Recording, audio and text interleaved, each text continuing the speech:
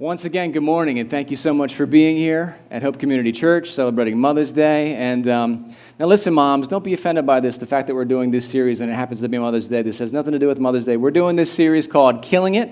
And so we started this series last Sunday, and this is a series that's about that thing that lives inside of each of us. We all have this thing.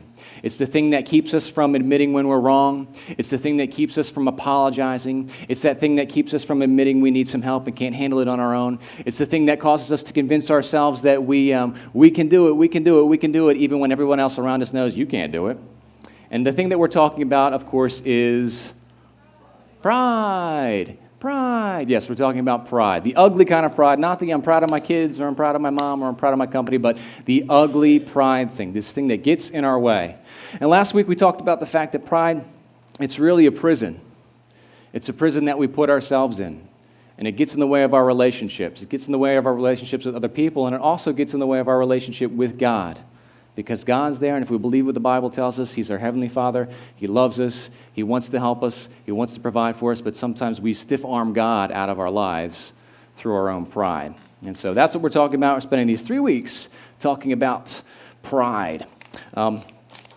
Evangeline, our youngest daughter, who's homesick today, by the way, she is just about 2, and so she's a lot. It's been, it's fun to watch her become more vocal and more communicative and all this. And so she's right on the verge of that.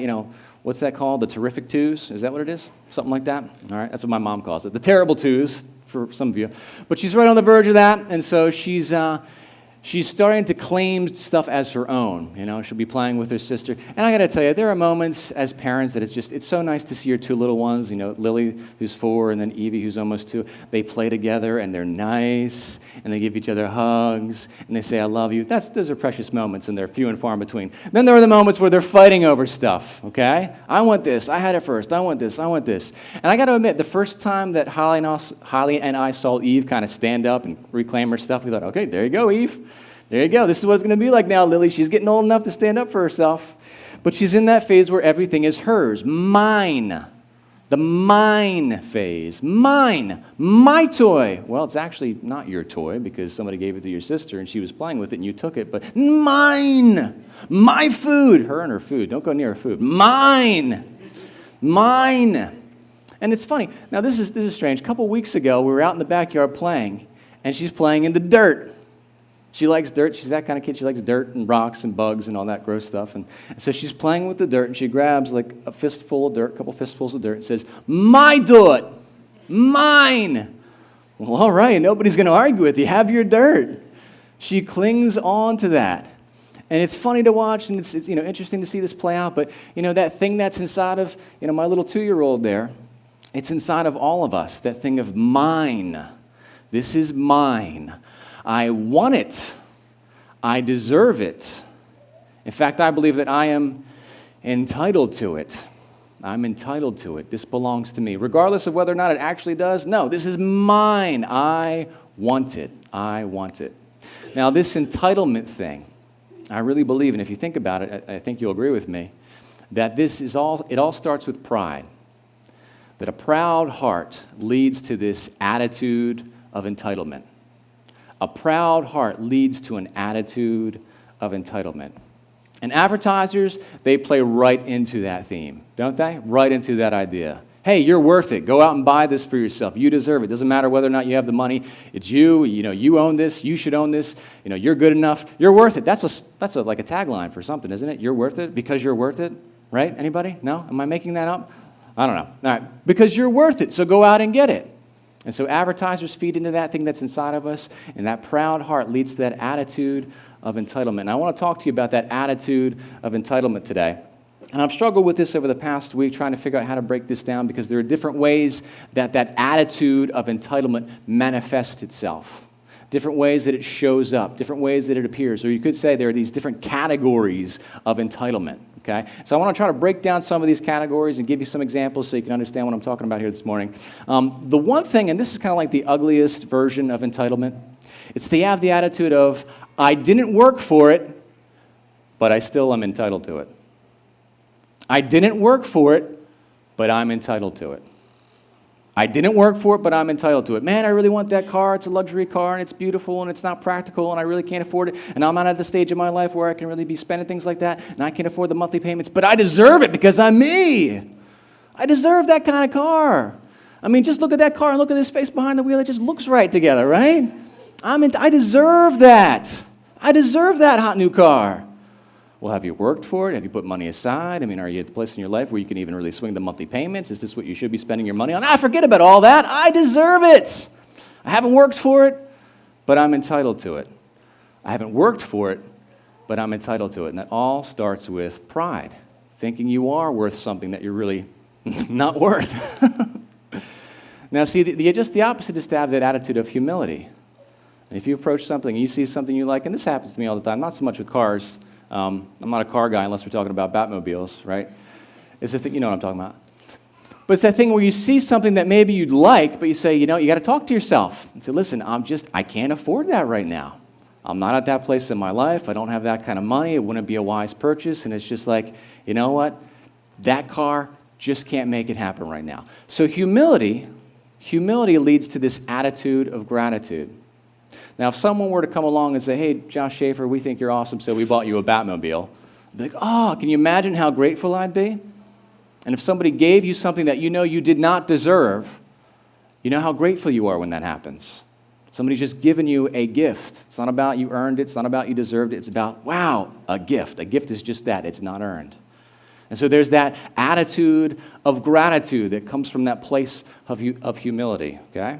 So the attitude of entitlement comes from pride. The attitude of gratitude comes from humility. Okay, so you've got that category of people, that category of thinking, that category of entitlement, the whole, I didn't work for it, but I still am entitled to it. Then there's this other category.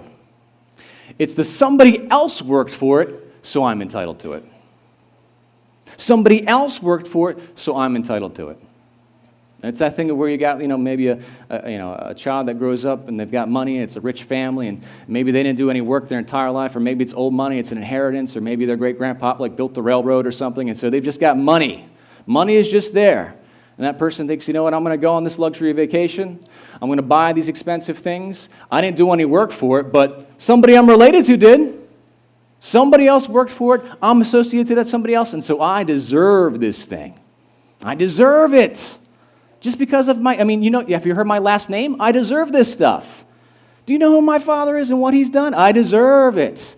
Everything good that's coming to me, I deserve because I was born into this family at this point in time. I didn't really work for it, but somebody else did.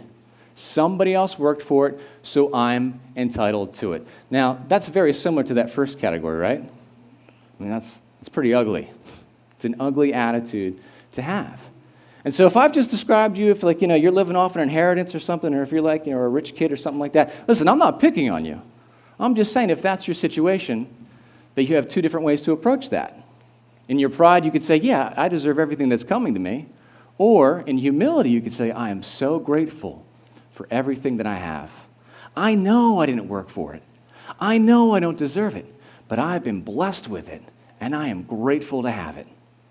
You see what I'm saying? The two different attitudes, that attitude of entitlement or the attitude of gratitude, right? All right. So those two categories, they're very similar. Here's the third category. This is the toughest one. This is the one I don't want to talk about, okay? Because you're not going to like me when I say this, all right? It's this. I did work for it, so I am entitled to it. I did work for it, so I am entitled to it. Now, that's actually the first statement of these three statements that actually makes sense, and is true, and it's logical. It adds up. If you actually did do the work and save the money and purchase the thing or whatever it is, you deserve it, right? I did the work. I'm not like this person over here who does nothing and they're not related to anybody and they just think they deserve stuff just because they exist. They think just because they want something, they should have it. No, that's not me.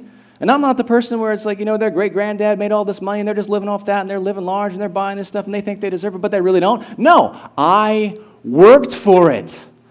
Unlike those guys, I worked for it, so I am entitled to it. Could you argue with that? I can't. It's true. If you worked for it, you're entitled to it, right? But there is this issue of attitude. And the same thing that we said about these other categories, how pride leads to the attitude of entitlement, humility leads to an attitude of gratitude, it applies to this category as well. And this is the tricky thing to kind of understand. I have a friend, and really, really hardworking guy, did well in school, got himself through college, did well in college, went to a graduate program, did well in there, went on to, got 2 different master's degrees, worked really hard in school, worked really hard in the workplace, and just was there, showing up early, working late, doing what needed to be done, volunteering for things, and it's just a success story. He's done really well. His employers or supervisors, people have noticed him, and he's just been promoted to one thing, to the next thing, to the next thing, to the next thing. And it's been really awesome to see and really encouraging. It makes me feel like, it still pays to live in America. This can still happen. If you're willing to work hard and put the effort into it, you will get noticed, and you can get promoted, and you can be successful in this country. So it's really encouraging. But you know what? This friend of mine, he's never taken the attitude of, hey, I worked for it, so I am entitled to it. Anybody's success that has come my way, anybody, if I get a house or cars or whatever it is, it's because, and promotions, it's because I am entitled to it because I've worked for it. And he could absolutely say that, and he would be right. It would be true. But he doesn't have that attitude because he's coming from a place of humility. And instead, he has an attitude of gratitude. And he's thankful for all that he has. He's thankful for the blessings that have come his way. And he's able to look back over his life story and see God as the source of the blessings. And it's yeah, we're not taking away from the fact that this guy did the hard work, but God was there, leading the path, guiding the way. Take a look at the, if you would, the scripture passage that's in your bulletin. 2 short verses. Sometimes 2 verses is all we need. It's from the book of James. And just to give you some information about James, James was a brother, half-brother of Jesus. He was the biological son of Mary and Joseph. James did not believe that his big brother Jesus was anything special until after the resurrection. And it's whoa, wow, Jesus really was and is the Son of God. And so James went on to encourage people, the early Christians who made up the first churches. He encouraged them and he wrote letters to them. And one of the things that James addresses in this letter that he writes to the Christians is the fact that there's so much inequality in this world. There are rich people and there are poor people. There are the haves and there are the have-nots. There are people that have power and prestige and then people who don't. And so James is trying to inject the gospel into the reality of the world, all this inequality. And he tries to make the point that, we're all equal in God's eyes in that we're all sinners. We all need to be saved. We all need a Redeemer, and we're all loved by God. And so he challenges the early Christians not to treat one another with favoritism, not to treat somebody better just because they have more money, not to treat people who are poor lowly. No, treat everybody equal because we're all equal in God's eyes. I tell you what, do yourself a little favor, read the book of James, okay? Do that for yourself. It's good. It's a short book, and you can read all the details there. But that's one of the things that he addresses. And so that's where James is coming from. He's trying to that's one of the issues he's trying to address, one of the issues he's trying to tackle. And here's what he says in chapter 1, verse 16. He says, "Do not be deceived, my beloved brethren. Do not be fooled, my friends. Do not be deceived from outside sources, and do not fool yourself." Don't fool yourselves, friends. Every good thing given and every perfect gift is from above, coming down from the Father of lights. He's talking about God, of course. Every, not most, not some, but every good thing given and every perfect gift, just that, something given, something a gift. It's not about earned. It's all from who? It's all from God, with whom there is no variation or shifting shadow. He's constant. He's not changing. He's not changeable like human. He's not fickle like people can be. He's constant. And he has decided to give and to bless. Whether you're a have or have not, whether you're rich or poor, whatever you have, however much or however little, is a gift from God. Whatever good things there are in your life, however much or however little, it's all from God. And that's a challenging teaching that James is laying out there. It's challenging for people on both ends of the spectrum because the rich would say, wait a minute, what are you talking about? It's a gift from God. I worked for it. A gift? I put in the hours. I climbed up the ladder. What are you talking about, a gift? And James says, you got to see it as a gift from God. Got to see it as a gift from God. And to those who have very little, it says, look, I only have like one or two good things happening in my life. You're saying, like, well, everybody else has so much stuff going on that's great and fantastic, and they have all these blessings. I only have like this one little blessing that I could point to. Well, that's from God. That's what James tells us. It's all from God. Now, there's this thing, and I don't know if all of us in this room can do this thing, but some of us can. There's this thing we can do where we look back over our own history. We look back at our life story, and we can tell a certain version of our own history that makes us out to be the hero. You know what I mean by that? And I could do that, and I'll admit this to you. This is one of the things where, like, I felt like at some point along the way I had to share one of my pride issues with you, okay? And so this is like a pride thing for me. This is an area where I could be tempted to give into pride. But it's the thing of, like, when you look back over your past and you make yourself out to be the hero, the one who pulled yourself up by your bootstraps and made it happen. You know that thing? And I could tell you that version of the story, and it's very ugly. But in this version of my story, I see myself as, I was 18 years old, and I left home, and I moved out to Pittsburgh, and I worked 2 jobs to put myself through school, and then I transferred to a school back out this way, and I worked myself through that school, and it took me a long time. It takes some of us a long time, doesn't it? We should be a doctor by now. I should be a doctor by now. Anyway, but I worked myself through school, and then I finally finished, and I went to a good school. I went to a good school. Then I go to good school. Yeah, PBU, right? And then I went on and I did a master's program. And when I was doing my master's program, I was working full time. I was going to school. I had, a wife and a kid at home. And that last semester before I graduated, I was working a full-time job. I had a full-time course load, and I was preparing to launch a church. Aha! How ugly is that?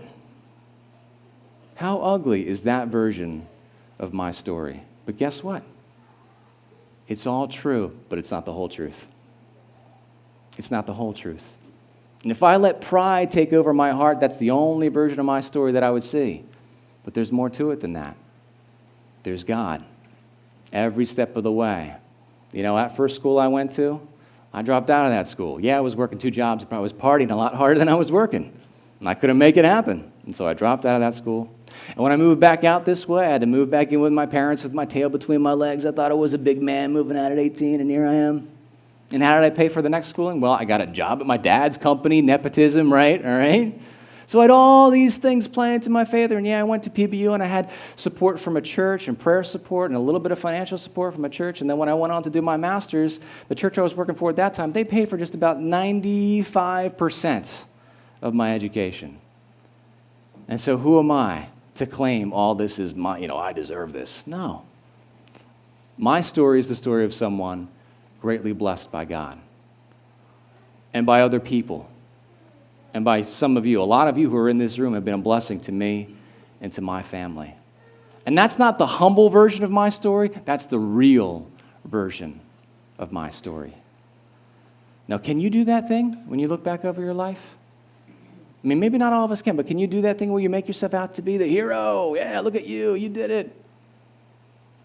Or when you look back over your life, are you willing to approach your own story with a humble heart and say, yeah, you know what?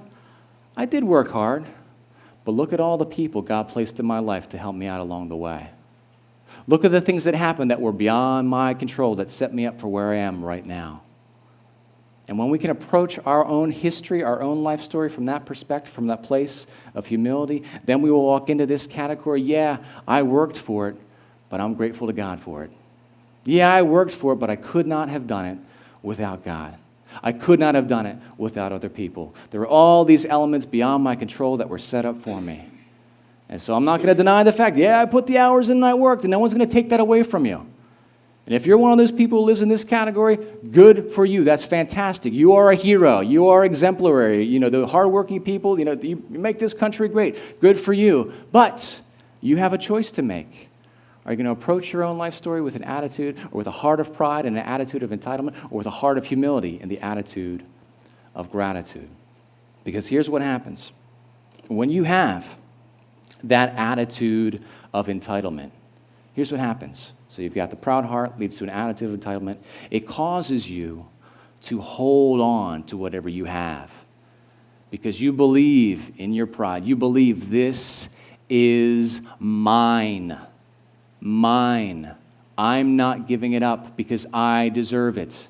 It leads to that holding on that can happen, like my little daughter Evangeline. This is my dirt, and I'm not letting go of it. Mine. And we can all do that thing. Where out of pride comes entitlement, comes mine. Comes that holding on thing. Or we can have that heart of humility, the attitude of gratitude, which leads to a letting go, which leads to a generosity, which leads to a freedom. If you acknowledge, here's the thing, and for those of us who are Christians, here's where this becomes really challenging. If we believe that every good thing in our lives is really from God, then we have a tough question to ask. Why did He give it to us? However much or however little you have, if it's a gift from God, you have to ask, well, why? Why did He give it to me? Why has He entrusted these gifts to me?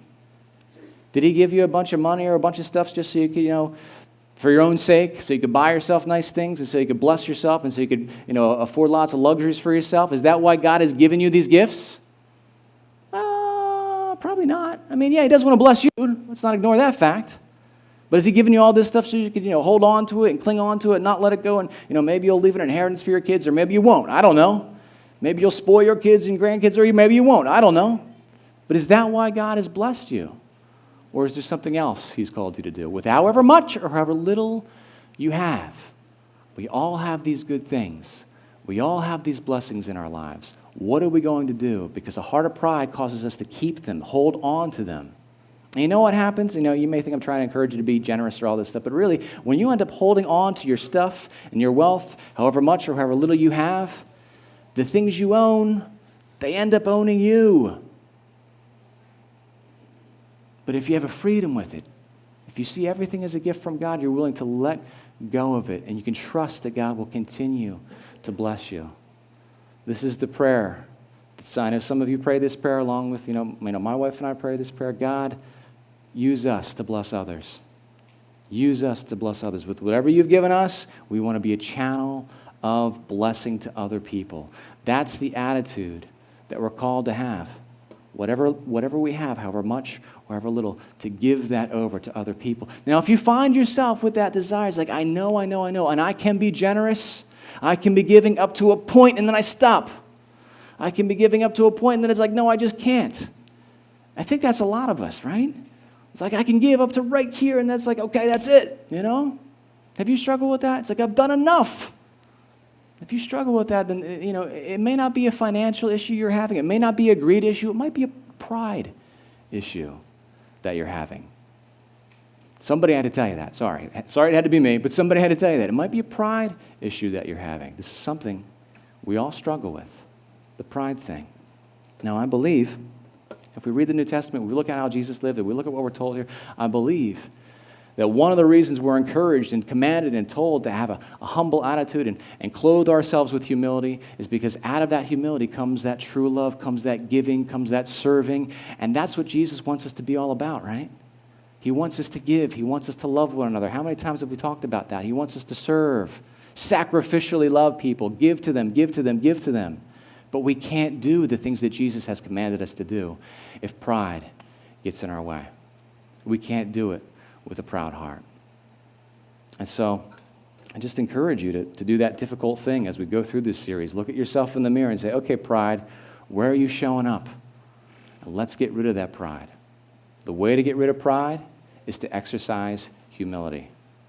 The way to get rid of pride is to go and do things that force you to be humble. That's it. There's no simpler solution than that. And so I pray for all of you, and really our prayer for this whole church and what we need to be about as a church is we need to be living out of a place of humility. When we live out of that place, man, that's when the gospel comes to life. That's it.